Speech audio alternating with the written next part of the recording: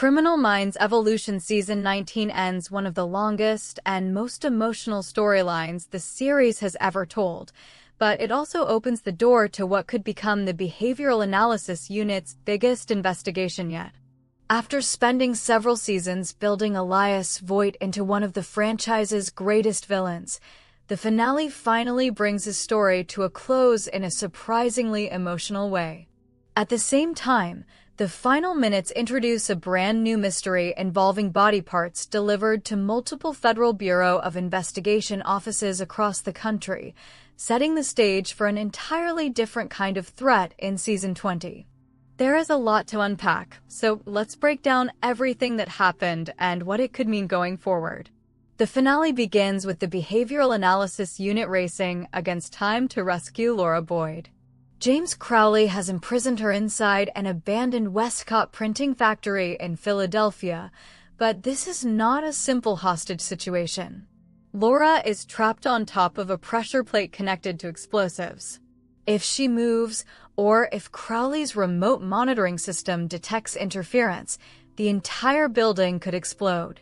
It is one of the most suspenseful rescue missions of the season. Penelope Garcia manages to interfere with Crowley's surveillance system just long enough for the team to act. Luke Alves then makes an incredible sacrifice. Knowing someone has to keep pressure on the explosive trigger, Luke volunteers to stay behind while everyone else escapes with Laura.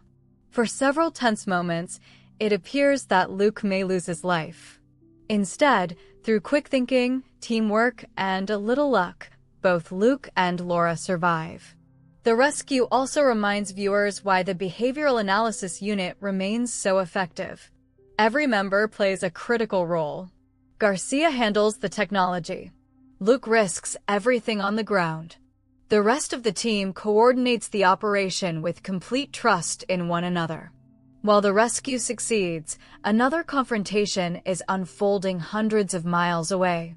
After escaping prison, Elias Voit tracks Crowley to Tulloch, Florida.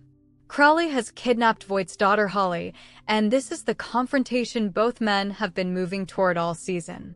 What makes the scene so powerful is that Voit no longer behaves like the monster viewers first met several seasons ago. Instead of immediately shooting Crowley, he willingly surrenders. He drops to his knees because saving Holly matters more than revenge. That single decision proves just how much his character has changed. Crowley expected the old Elias Voit. He expected anger. He expected violence. Instead, he is faced with someone trying to protect his family rather than feed his own darkness. Unfortunately, Crowley has no intention of showing mercy.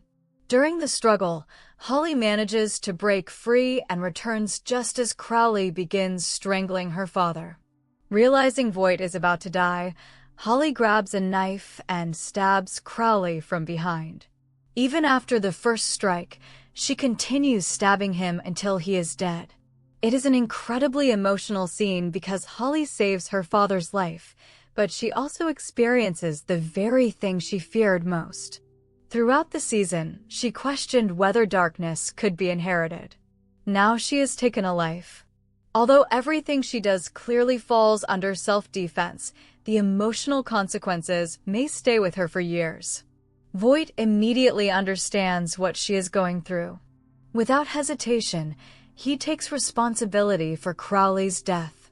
When the Behavioral Analysis Unit arrives, they find Holly restrained nearby while Voit stands over Crowley's body holding the bloody knife.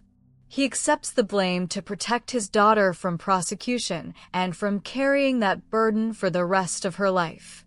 It becomes the final step in his redemption. For the first time, Elias Voit willingly sacrifices his own future for someone else. He is transferred to an undisclosed maximum security federal prison where he will continue serving 64 consecutive life sentences after pleading guilty to Crowley's death. The Behavioral Analysis Unit also quietly protects Holly. David Rossi testifies that the injuries on her hands are consistent with self-defense, helping ensure she avoids criminal charges. Officially, the Elias Voit case is finally closed. Another emotional moment arrives 6 weeks later. David Rossi finishes writing his long-awaited book about Voit. Its title is The Soul of the Spider. Throughout recent seasons, Rossi has been haunted by visions of Voit, symbolizing the psychological damage their long battle inflicted on him. As Rossi completes the manuscript, he imagines one final conversation with Voit. He explains that the book is not meant to glorify a serial killer. Instead, it is meant to expose him completely and destroy the mythology surrounding him. Once Rossi closes the manuscript, the vision disappears. For the first time in years, he is finally free. It is a quiet but meaningful conclusion to one of Criminal Minds' strongest personal storylines. Just when it seems everyone can finally move forward, director Ray Madison interrupts the celebration with a shocking announcement. Unidentified human body parts have been anonymously delivered to Federal Bureau of Investigation offices in New York, Washington, Los Angeles, and Miami. That final revelation immediately shifts attention toward Season 20. The biggest question is obvious. Who would send body parts directly to multiple Federal Bureau of Investigation offices? This does not feel like an ordinary serial killer. The coordinated deliveries suggest careful planning, enormous resources, and someone who wants the behavioral analysis unit's attention.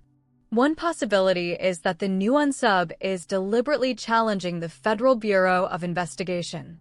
Rather than hiding from investigators, this killer appears eager to begin a deadly game. Another possibility is that this is not one killer at all.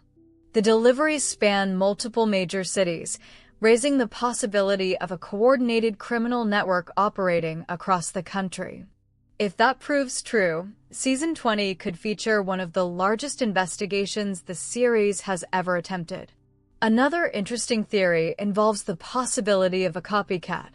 David Rossi's upcoming book may unintentionally inspire someone obsessed with famous serial killers. Throughout Criminal Minds history, dangerous individuals have often been influenced by notorious criminals. If Rossi's book attracts the wrong audience, it could create entirely new threats while forcing him to question whether publishing it was the right decision. The emotional impact on Holly should also become a major storyline. Although she insists she will be fine, viewers know trauma rarely disappears so easily. Taking a life, even to save someone else, leaves emotional scars. Season 20 could explore whether Holly truly escapes her father's shadow or spends years struggling with guilt and fear. She may eventually seek help from members of the Behavioral Analysis Unit, especially Jennifer Jarrow or Emily Prentice, who understand how trauma can shape someone's future. Of course, the biggest question many fans continue asking is whether Elias Voit will return. Director Madison makes it perfectly clear that he never wants Voit involved with the Behavioral Analysis Unit again. However, Criminal Minds has often found creative reasons to revisit imprisoned killers. If the new Unsub proves especially intelligent, the team may eventually need Voigt's unique insight. Another possibility is that Voit continues helping from prison through letters or carefully supervised interviews rather than appearing in person. His redemption story feels complete, but the fact that he remains alive means the writers still have options. The rest of the Behavioral Analysis Unit also enters Season 20 with significant personal challenges. Jennifer Jarrow must adjust after sending Henry away to college, marking a major change in her family life. Luke Alves may continue processing both his near-death experience and the emotional vision involving Roxy that helped him survive during the finale.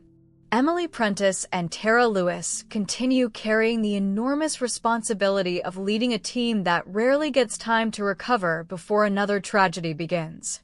Meanwhile, Penelope Garcia could face even greater technological challenges if the new Unsub possesses advanced cyber capabilities similar to James Crowley. Finally, there is the mystery connecting the 4 cities. Why New York? Why Washington? Why Los Angeles? Why Miami? Those locations may simply represent major Federal Bureau of Investigation offices. But they could also share a hidden connection.